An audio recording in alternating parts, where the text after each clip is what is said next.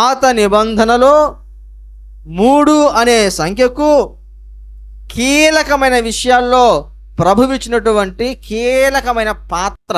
మొదటిది ఎక్కడ చూసాము? నోవహు ఓడను దేవుడు 3 అంతస్తులుగా కట్టమని చెప్పటం జరిగింది. 2, ఇశ్రాయేలు ప్రజలతోటి మాట్లాడడానికి సీనాయి కొండ మీదకి 3వ రోజున దేవుడు దిగి రావటం జరిగింది.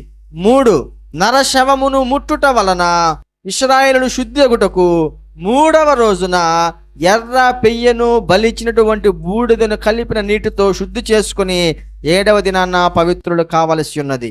4వది, యెషయా ప్రవక్త 3 సంవత్సరాల పాటు దిగంబరుడై జోడు లేక ప్రవచనాలు చెప్తూ రావలసి వచ్చింది. 5వది, మానవులకు అవసరమైన ఆహారమును 3వ దినముననే భూమి మొలిపించినట్లుగా దేవుడు ఆజ్ఞాపించటం జరిగింది.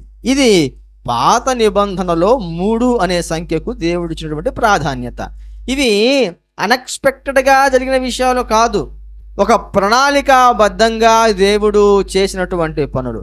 క్రొత్త నిబంధనలో కూడా 3కి దేవుడు ఇచ్చినటువంటి ప్రాధాన్యతను 5 విషయాల ద్వారా తెలుసుకుంటాం.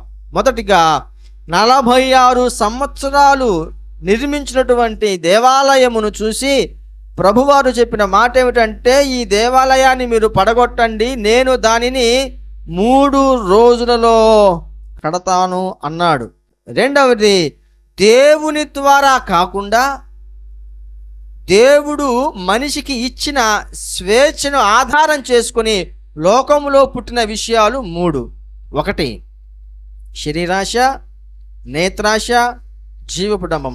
3వది, భక్తుడైనటువంటి కొర్నేలి మంచి ప్రార్థనాపరుడు. ఆయన ప్రార్థన చేస్తూ ఉన్న టైంలో పగలు 3 గంటలకి దేవదూత వచ్చి మాట్లాడిన సందర్భాన్ని లోకాభక్తుడు అపోస్తుల కార్యముల గ్రంథంలో గ్రంథస్థం చేశాడు. అపోస్తుడైన పేతురు వాక్యం ప్రసంగం చేసిన తరువాత వాక్యమును అంగీకరించి బాప్తిస్మాన్ని తీసుకున్న వారి సంఖ్య దాదాపుగా 3,000 మంది. చివరిది అందరికి తెలిసింది, ప్రపంచమంతా ఎరిగింది, క్రీస్తు యేసు ప్రభువారు దేవుడు మరణించి 3వ దినముననే తిరిగి లేచాడు.